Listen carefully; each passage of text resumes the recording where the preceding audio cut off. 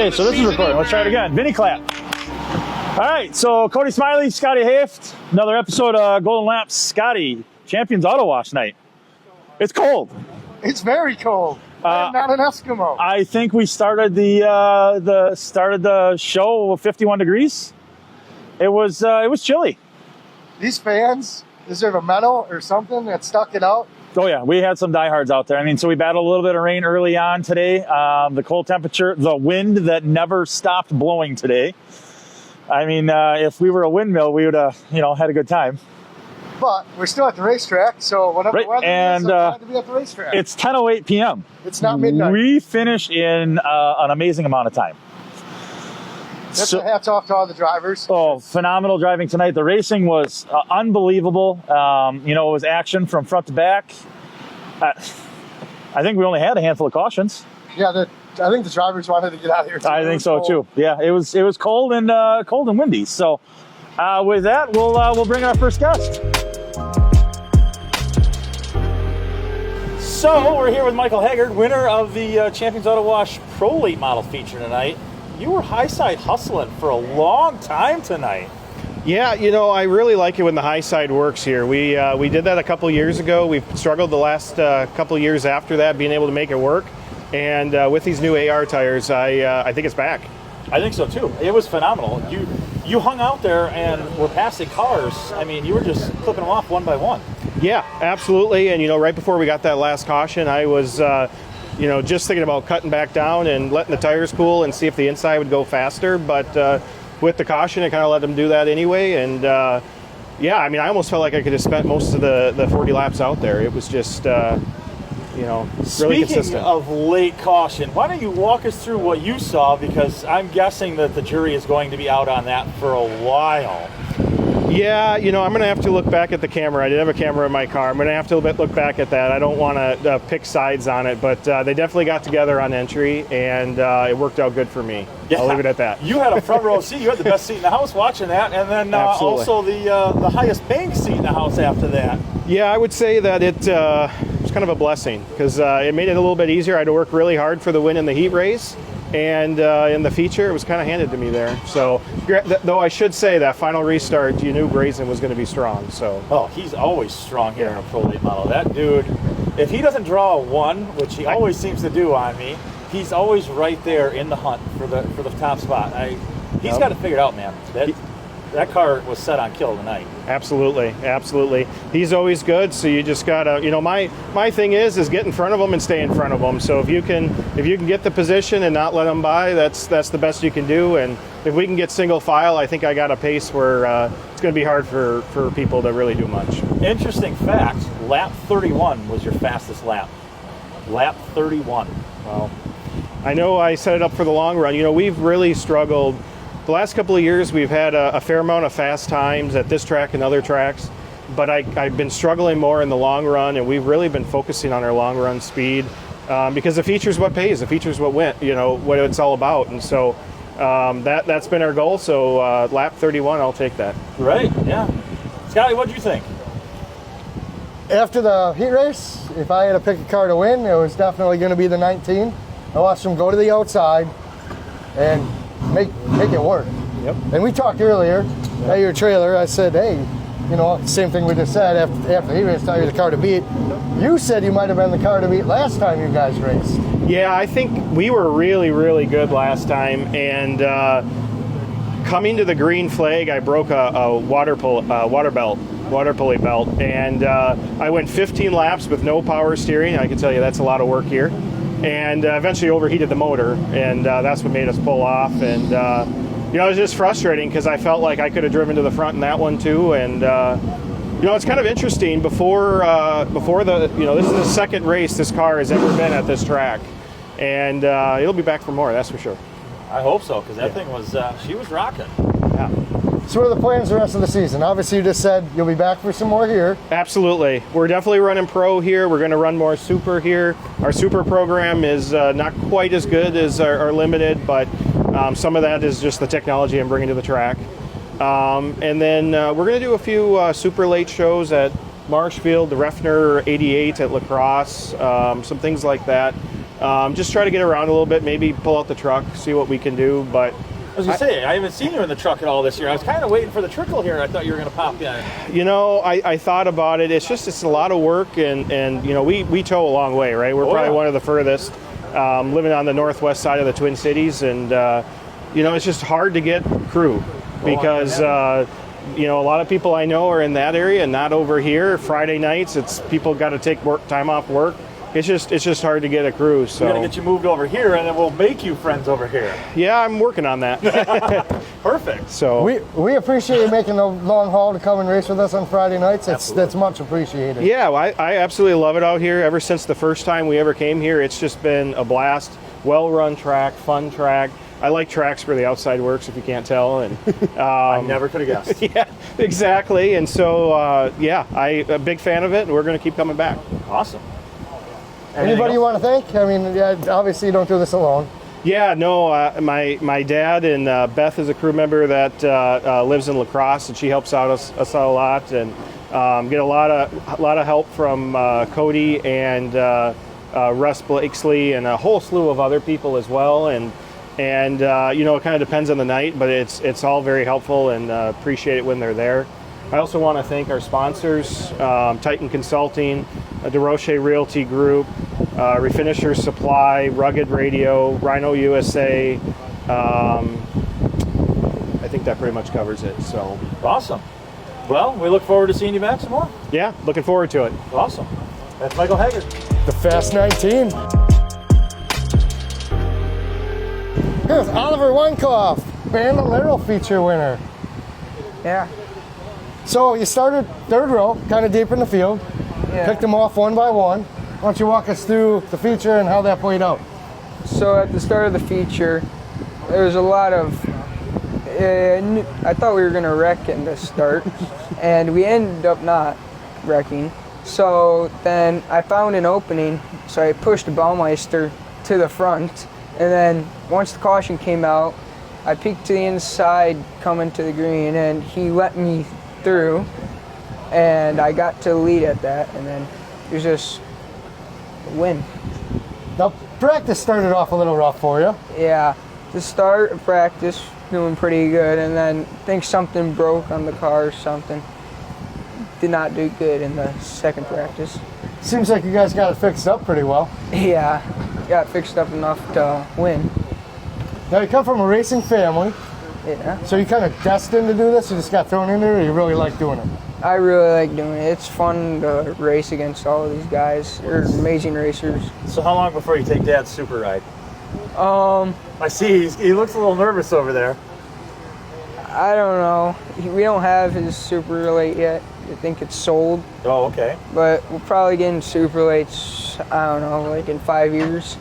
Good When I'm boy. 18, So how old are you now? 12. 12. Oh, I think Dad might have one in the next 2 or 3 years. You got to talk him into it. Yeah, he's got to shake it down and then give it to the kid. I mean, or even better, you get 2 and then you beat him, and then you got all the bragging rights all year long, all the family festivities. Hey, Dad, remember that time I beat you at Golden Sands? That would be funny. Is there anybody you want to thank for being here tonight? Yeah. Always got a list. I like this. A driver that comes prepared. I'd like to thank my mom and dad, Uncle Chris, my Aunt Wendy, Billy helped me on the car, and Bob Hartwig, and my grandpa Ray, and the whole crew in the building of the race car 715. And I have some sponsors to thank: Breeder Music, Auto Skins and Branded, Storm Trucking, Images by Kelly, Grandma Lynn, Big Mike, Schmitz Motorsports, Zillich Asphalt, Madison International Raceway, Angel Park, Action Asphalt, and Agra. Nice. Are you nervous? A little. You're Yeah, you're swaying like pacing back and crazy. forth I a mean, little bit. you realize it's windy out here, but you're so light, I think it's blowing you back and forth. Yeah, but he's also in between 2 idiots with all these lights and cameras on him. I mean, I'd be nervous too. All right, this was Oliver Weinkoff, winner of the Bandolero feature. I think this kid, you're going to see a lot more of him. He's going to be in victory lane in different styles of cars. Bright future. Wish you the best of luck. Thank you. Thanks. Here's Carl Jeanette. Second place runner-up first tonight in the loser. Legend feature. Is anyone ever going to have anything for that 12 car? Yeah, I got something.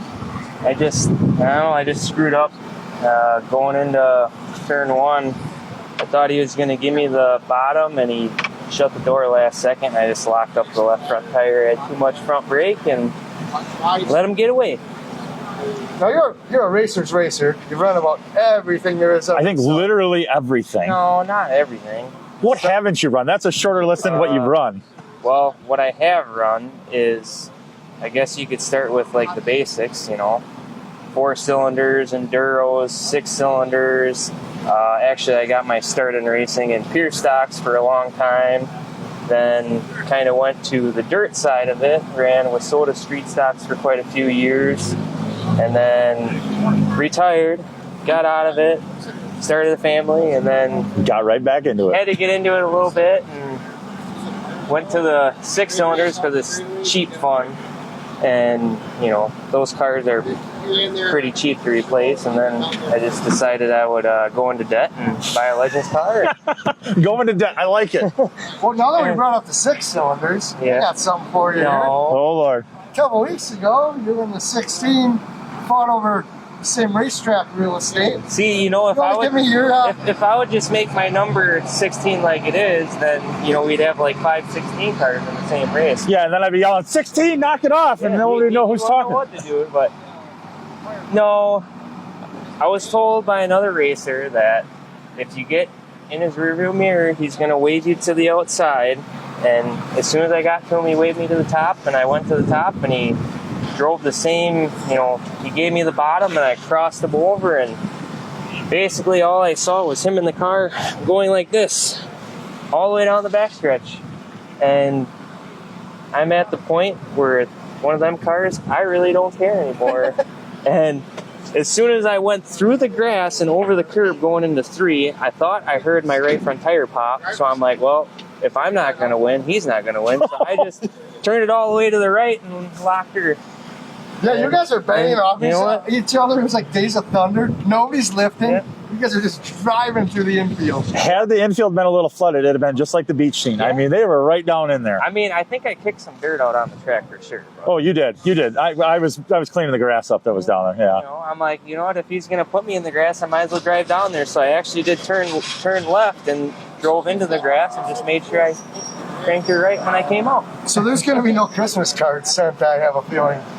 I mean, I really don't care. I think I got my point across, but surprise, I'm going to have a guest driver in it next week. Oh, boy. Oh, Now I'm a little nervous. Tell us more. Can you tell us? No. I can tell you, but He'd have to kill you.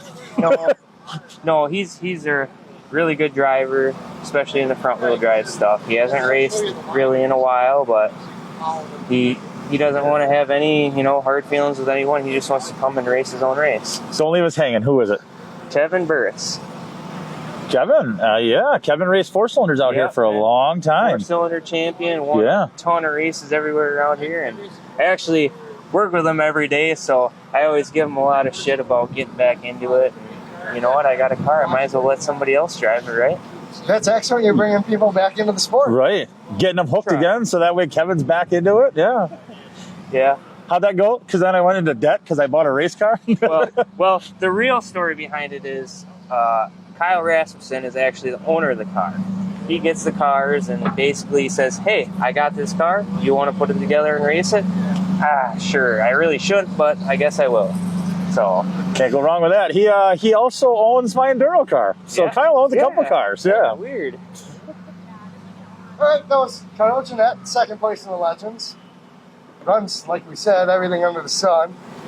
It's good to see you back here. What are your plans for the rest of the season? I'll probably stick to the Legends car a little bit more than the 6 banger stuff, but I don't know, it's just tough, going from a track like this to Marshfield, trying to budget stuff to make your life easier when you go from track to track that are completely different. So just, trying to figure my own thing out and still be fast. Well, you're fast everywhere you go. I mean, you're always hunting the front. Always. Anytime I see that 16 lurking, I'm like, he's going to be up there. Yeah, tonight I was kind of disappointed in myself. You know, made that one mistake, and I felt like before that I think I could have stayed with him. It would have took a little bit to probably pass him, but you know, I can't be scared of him, right? Right. Ran him down at Marshfield and passed him. I was going to say, same thing here, right? Have you finished outside the top 5 this season in the Legend? Well, actually, your first race here, I was not going to race in the rain, so I bailed out. Oh, yeah, I remember that. Yes. And then the rain went away, and we had a great race. Nobody told me that we were going to race after the rain, so I'm like, well... Oh, we fight through it here. Come on. I'm not going to try it, so I can't afford to fix all my junk if I make I would never risk anybody's car. Come on now. So I'm like, I'll just go home. It was late enough. And that was the night that I wanted to forget. But it was a good show. I mean, after the rain. I mean, I remember how your day started here, so. We won't even talk about that. But. All right, Howard, thank you for doing the show. Carl Jeanette, we'll see more of them. Absolutely. Thank you, guys. Yes, Bo Benes for the second in the Pure Stock feature tonight. Bo's another one of these drivers that's raced about everything you can think of. Yes, I have a poster of him in was it a super late or late model? It was a super late. Yeah, it's actually autographed, hanging in the office. And then last week he was here in a 4-cylinder. Yeah, I raced against him many years ago at Marshfield in I don't know what the heck. Super stocks. No, it's the mini mods or whatever. Okay, mini mod. Yep. Up there. I've built it all. And you always run up front. Whatever you got, it seems to be pretty fast. Yeah, it takes a lot of time and a lot of effort to make everything work, you know, and a lot of notes throughout the last 20 some years of doing this. I can't imagine the notebooks you must have for all of that. I've got qualifying times, like when Jesse Hayes was racing a limited late model at Tomahawk. I have all the bookwork from that stuff yet in the early 90s. Holy smokes. Yeah, that's back when it was asphalt. Asphalt and pass. Yeah. Asphalt, In combination with all the different divisions and things we built and raced and designed, including the sprint carts, I have about 35,000 pages in setup notes. This guy's on an encyclopedia. Well, every place is different and every track is different, and we could try to keep notes of it. So what if we have to show up and be fast, you know? Right. So you finished second tonight. Yep. I think you finished second last time too, right? Yep, just following that 19 car around. What's it going to take to beat this 19? That's a really good question. I gotta sit down and really think about that. I'm close in the lap times, and we're close. We just need a little more, or for him to have a bad day. Yeah, I was watching lap times throughout that feature, and yes, the longer the feature went on, the closer the gap got. I think you were within a couple hundredths there towards the tail end. Yep. It was getting better. If we had had another 15 or 20 laps, I think it could have been one heck of a shootout. Yeah, but catching somebody and passing somebody it takes a big gap in times, and oh yeah, we're just going to keep working on it. You know, we're having fun. The car's going home in one piece, and that's the goal. Yeah, I don't think you're giving up. I don't know Bo Benes to give up. He is going to do everything he can. I can tell you he didn't give up, because talk about the heat race. Well, I had an opportunity to throw it up there. And throw it up there? I thought you were going to join Pat in the flag stand. Well, hey, when you only have a couple of rows of cars, let's put on a show for the crowd. It was a show. Let me tell you, I was on the edge of my seat for that. I trusted the guys that were underneath me, and I said, the worst I'm going to do is get pinned up there for 10 laps. Now, for the people that weren't here, that don't know what happened, green flag drops, Bo goes into one. I don't think he lifted. And he was in, what, the third and a half groove? 3 wide. You're in the airplane groove up there. Yeah. Made it stick. It was clean. It stuck. It was 100% clean. You were so far up there, someone would have had to run up there to, like, really get you. It caught the attention of the drivers below me, though, coming off of 2. They weren't expecting that. Yeah. No. Nobody here was expecting that. And to make it stick. Yeah, that's what I said. We're going to try it. It's cold tonight, so nobody's got any grip. So equally so, it's no better down low than it is up high. So you learn some of this stuff in some of the late season racing at Jefferson and Oktoberfest, and sometimes you got to make that move to make it happen. You know, because track temps were real cold tonight. Yep. Yeah, if you don't make that move there, I think you get stuck, and you're probably 5th in the heat race. Oh, absolutely. 5th row, 10th. Yeah, you know, yeah. Because there's a lot of close racing sometimes when you have 40 cars in a division, you know, and so you got to take chances. Absolutely. So you're being politically correct earlier. Oh Lord. I got to go here. It's going to take a little more to beat that 19 car. Do you have what you need, or just a little elbow grease, or what do we need here? Well, that's a good question. I know it's a good question. Putting him on the spot. To not be politically correct here. We're going to put a crate engine in the car after this week. I've got what I consider to be the extent of being legal for an open motor, and I'm getting beat by a crate engine everywhere we go. And if you can't beat the sheep, it's time to join them. But, I mean, crate, for the pure stocks, hobby stocks, it's a huge weight loss. The crate is the way to go. Yeah, we want to get the weight off the nose of the car. And even if we're equally so down the straightaway to what we are now, we're going to gain through the corner. We're going to remove almost 100 pounds from the nose of that car. So, Wow. one lap at a time. You can't win it in one. So, Right. Well, you did today. Try to tell him that. I've told him that for years. You can't win it in the first lap. Started that pure stock heat race. He won it on lap 1. This is true. You had to make us all liars there. When I said in the driver's meeting, you can't win it on lap 1, and then Bo goes out to the airplane groove. And you got to try things like that. It was excellent. I mean, as a race fan, I love it. oh, I did too. I mean, I was on the edge of my seat going, where is he going? Is he exiting? And then all of a sudden, poof, I'm like, oh, never mind. Yeah. We had some 4-wide racing last week in the 4 cylinders. Oh, man. It didn't work out as well for me. I got stuck up there and drug, but I tried. Tried. One lap at a time. That looked like a Chicago traffic jam last week with all of them 4 cylinders out there. It was, everybody was dicing. I mean, it was great. I knew about where I was in the end, but I didn't know where I was in the end. I thought I was top 5. I was just outside of it, but I went to knowing if I was 2nd or 8th. It was there was a lot of lap traffic. There was a lot to keep track of. So much lap traffic. That's when it's fun. Right. Like, when you got to weave your way in and out of stuff, like doing like Frogger. I had a much faster car last week than I finished, just because we had a 30-lap enduro and a 25-lap feature in one race. And I can see that, yeah. it took some of the speed out of some of the good cars, but hey, they all went home in one piece for the most part. I was going to say one didn't because it barrel rolled down the front stretch, but that was in a different division. Yeah, so that was a goal. It was a great turnout. Everybody had fun. What more can we ask for? Right, exactly. So, That's Bo Benish. I want to thank you for taking the time and get to work now. We'll be back in a few weeks. Victory Lane. 2 weeks exactly, yeah. 2 weeks, yeah. Thanks, Bo. Thanks Thank you. All right, we just talked to Bo Benish for a second. To this guy, Brett Breitenfeld, driver of the number 19 Pure Stock, feature winner tonight. Seems like you got the field covered as of right now. Yeah, we got the car hooked up. Been driving that car. This is my 3rd year in it. Got to know the crew really good. We had it figured out last year at State Park, and we just came down here now that State Park's gone, and it's still hooked up. We still got it figured out. We work well together, and it's fast. Speaking of working well, I've been told by at least half a dozen people, you guys put in a lot of man hours on that car every single week. Is that true? Yeah, we try to keep up with the maintenance really good. We got a strict maintenance schedule. We keep up on it, and we go through almost everything between every race. It shows. It shows, man. That was a rocket ship out there. Yeah, most cars that are fast don't just, take them home, leave them on a trailer, and then... You don't? I thought that was the secret. Well, it is, for some of the slower guys sometimes. They just do that, and then they complain about all the faster guys. That never happens. It never happens. Yeah. But Yeah. you can tell, like, Bo Benish works on his stuff. Brett Breitenfeld works on his stuff. You can tell when stuff is made. Races are won in the shop, and then it just shows on the racetrack. If you do a good enough job in the shop, you can just hold onto the wheel and drive it to a win. See, I never got to do that. I was out there sawing on the wheel and struggling the whole time. But So what are the plans the rest of the season? Obviously, you're running here.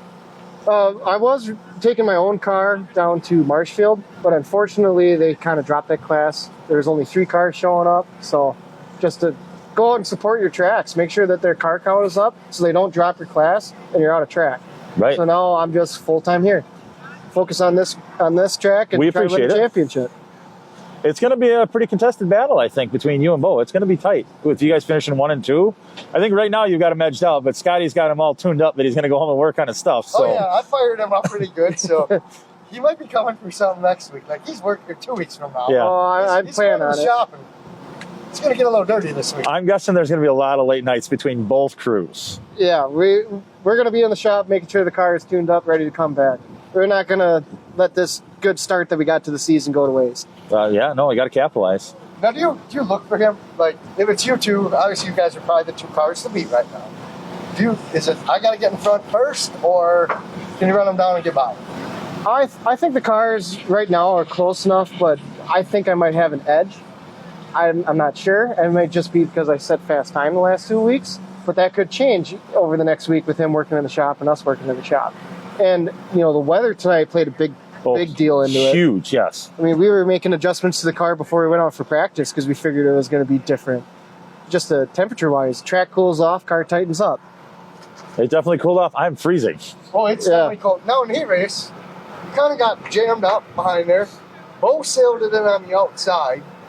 Did you think that one was going to stick when he went out there? No, generally the third groove does not work here. Third groove, he was like in the fifth groove. I thought he was exiting the racetrack, and then all of a sudden coming out of 2, he just hammers down. I'm like, whoa, that worked. I thought we were wrecking half the field in turn 1. He got together with Czech. I saw sparks. I was like, oh, this could get ugly. I about flipped my chair over in the tower trying to get up. That way I could start saying something on the receiver, and just threw 1 and 2, and I'm like, that worked. That's unbelievable. Yeah, hats off to Benish for making it stick, but boy, I wasn't going to do that in the heat race. You weren't going to follow him? No, the feature is kind of what I had my eyes set on. I wasn't looking at the heat on a heat win. Gotcha. I think you two are going to put on one heck of a show the rest of the season. I think it's going to be a good points battle the rest of the season, yes. I think it's going to be a good time. Anybody you want to thank? I mean, you obviously got, you know, right now you got the fastest car here. 2 wins, 2 fast times. Yeah, definitely my crew. Jeff, working at Hilltop, he knows a lot about these old cars. He's been around racing for years. Dino, best tire guy in racing, I think, because he works on my car, works on Hayes' car, helps them out with tires. And Dennis for making the car look good. We just got a good crew. Absolutely. Walk us through tech tonight, because so we kind of threw a little curveball at you guys tonight. What I told Brian that I expected to see like the end of the Blues Brothers, where the car's just sitting there, the doors off, hood off, you know, tires off. I saw there was 2 cars in the shed there. What were they looking for things? They scoped inside the intake after we had the carb off. They checked the carburetor with go, no-go changes. They had us pull the valve cover off and scoped that down there in the valve train. They checked both front shocks on both cars. And while we had the car up and we were taking shocks out, he was crawling around under the car looking at things and the fuel cell. Oh boy. So we went over a lot today. It was like super late model tech in there. All I heard was we're taking cars to the shed, and I said, oh boy, here we go. I thought it was a little weird that we were in the tire shed, but tonight that was the right move. It was a lot warmer in there than teching them out back behind the tech I shed. can imagine you guys were out of the wind. You could shut the garage door, have it nice in there. Yeah. Probably turn the fireplace on and a little music. Yeah. It was actually a nice time in there. Well, good. And I appreciate the heavy tech. I know there's a lot of people that don't like teching, but to me, that shows, yep, I'm legal. I beat you fair and square. So tear me down, tech me, whatever you want. You can't tear down my engine. That's a sealed crate engine. Right. But anything else you want to see, we'll tear it apart and try to get you to look at what you want to make sure that we're all legal and everything's fair, just to validate that win a little bit more. And that's exactly what it's there for. Now you can hold your head high and say, we passed tech. What are you talking about? We got the best of the best right now. Yeah, exactly. We got to figure it out. Perfect. We got the rules figured out and we got the car figured out. We're fast. Perfect. Brett Breitenfeld, dominant so far in the pure stocks. I'm going to call it dominant. You've had fast time both times. Feature both times. It's You're bad dominant fast right now. But I think the boys and girls are coming for you. I'm expecting the competition. They're going to chase that crown. I want to thank you for taking the time to do this Yes. interview and freezing your marbles off with His the rest cowl of off. us. Yeah, he's got the cowl head up. Cow. Yeah, thanks you guys for having me. Yes, thank you. Good luck. Brett Thank you. Breitenfeld. All right, Scotty. So, Champions Auto Wash night. It was cold, It was cold. but it was worth it. Yes. The racing, once again, the racing at Golden Sands Speedway was second to none. I would agree. You were definitely using the front half of your seat tonight, I think, and it was very unexpected. You'd think with the cold and everything that it kind of the track would lay down and it'd be a little boring, but I think it made it a little bit more racy with the cars that we had. I mean, it was. You could throw your hat over the top 5 in just about everything, and you didn't know who was going to end up winning. I mean, obviously, look at our Pro Late model feature. Here we thought, Mark Eswine or Colton Morgan were going to be 1 and 2 there, and all of a sudden, roll of the dice. Here's Michael Haggard taking that checkered flag. Yeah, the 71 and 39 definitely fought over the same racetrack real estate. I'm sure there's hard feelings there. I would agree. The 39 was given the option to tap, and there was no tap. from the spotter stand, is what we were informed. So both cars went to the tail end of the field, and Michael really, he got the short end of the stick that was the sweetest, I think. Yeah, he had the best seat in the house, and two leaders get together. There you are. Absolutely. All right, what do we got coming up next week? Oh Lord, I don't even know. I've been awake for like 31 hours right now, so it's been one of those days. So next week we have on June 20th super late models. We've got super stocks, 4-cylinder stocks, mods, and 6 cylinders coming back. That'll be the front wheel drive 6 cylinders, the Carl Gannett Zacharias Experience 6 cylinders. I'm really disappointed that Carl's not going to drive his own car. I was really looking forward to them to banging some fenders. I have a feeling that he'll be back in it before long. I do.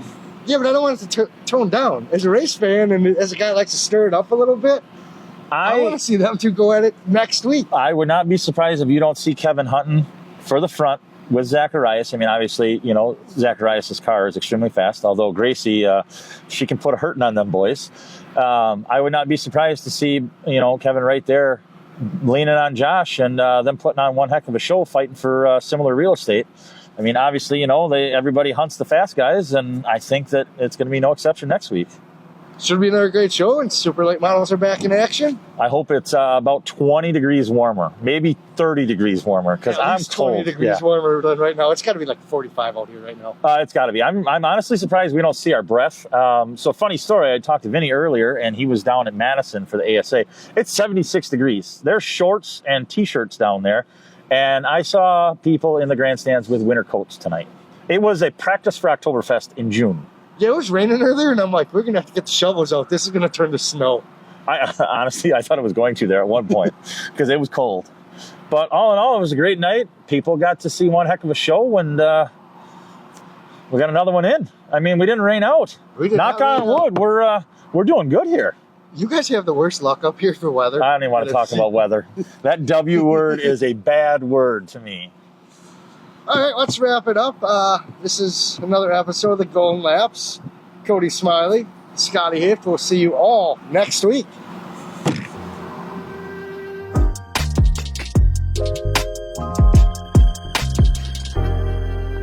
Travis Bohm going to win the season opener in the Central Door Solutions Super Late Models. Mondike second.